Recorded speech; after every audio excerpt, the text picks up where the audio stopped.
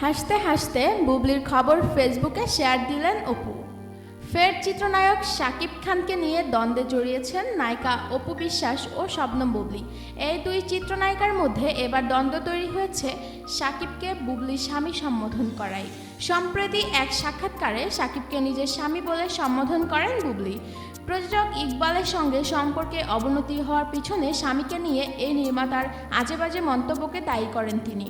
সাক্ষাৎকারে বুবলি বলেন, আমার পরিবার বলেন, সহশিল্পী বলেন, স্বামী বলেন এবং সব সম্পর্কের ঊর্ধ্বে আমার সন্তানের বাবা বলেন, তাকে নিয়ে যদি কোনো ব্যক্তি অসম্মানজনক কোনো মন্তব্য করে আমি অবশ্যই সে ব্যক্তিকে এড়িয়ে চলব। বুবলির এই মন্তব্য নিয়ে একটি সংবাদ মাধ্যমে প্রতিবেদন প্রকাশ হয়েছে। সেই প্রতিবেদন শনিবার বিকালে নিজের ফেসবুক অ্যাকাউন্ট থেকে শেয়ার করেছেন অপু বিশ্বাস।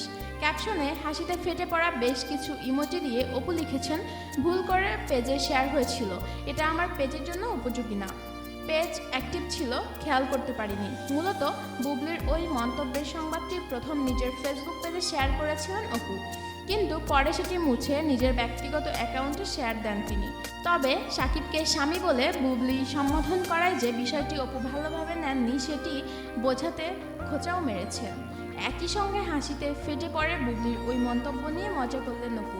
উল্লেখ্য, ঢাকাই সিনেমার শীর্ষনায়ক শাকিব খান প্রথমে বিয়ে করেন অপু বিশ্বাসকে। তাদের সংসারে ছেলে সন্তানের জন্ম হয়, তার নাম আব্রাহাম খান জয়, কিন্তু 2018 সালে তাদের বিচ্ছেদ হয়ে যায়।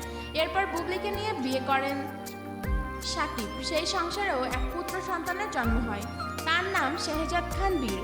তবে বুবলির সঙ্গেও বেশ দিন সংসার করা হয়নি শাকিবের। বর্তমান আলাদা থাকছেন তারা।